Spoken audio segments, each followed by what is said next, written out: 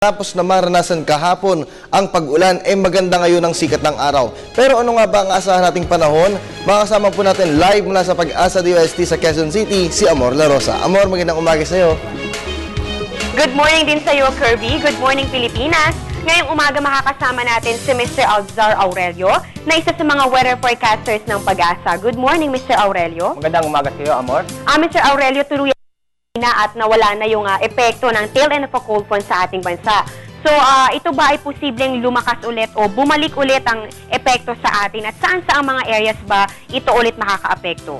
So, sa inaasahan natin itong tail end of cold front ay babalik mayang hapon at maaaring maapektuhan itong Eastern Visayas at kasama na rin ang Eastern Mindanao.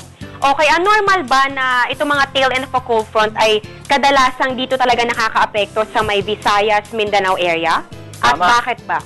Tama, normal yun. Ang tail end of cold front ay palagi na sa bandang Visayas at Mindanao dahil sa kalakasan ni Amihan ay doon mismo sa tail end ay naapektuhan niya ang Eastern Visayas at Eastern Mindanao.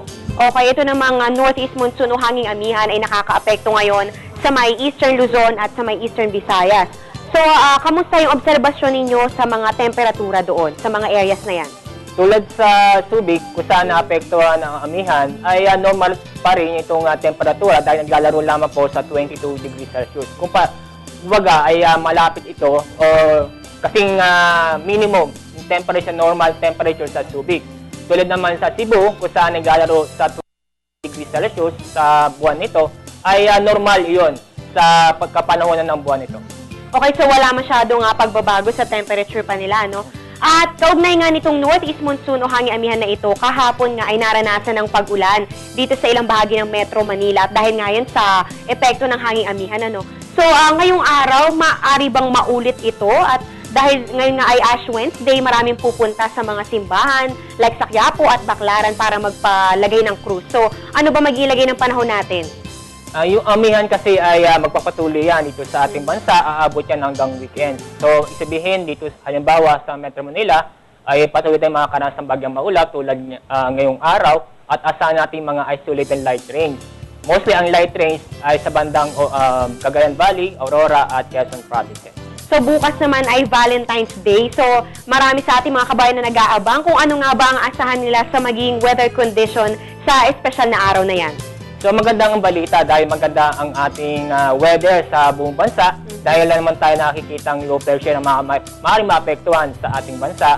Mostly itong northeast monsoon at tail end. Okay, ito namang high pressure area, no? Punta naman tayo dyan sa HPA na yan. At ito nga yung isa sa mga hudyat ng pagkakaroon na natin ng summer season. Kailan ba inaasahang iiral ng tuluyan ng high pressure area sa ating bansa? Itong high pressure area kasi kasabay yan yung mainit na panahon. So asahan natin pagdating ng March ay marinig na ito sa ating weather forecast ang high pressure area or reach ng high pressure area na maaaring maapektuhan dito sa ating bansa lalo na ang Luzon. Okay, maraming salamat Mr. Alzar Aurelio sa inyo ibinahagi impormasyon tungkol sa magilagay ng ating panahon ngayon at bukas at pati na rin mga dagdag kaalaman tungkol sa mga terms sa weather update. At yan muna ang latest mula dito sa Pag-asa. Balik sa iyo, Kirby.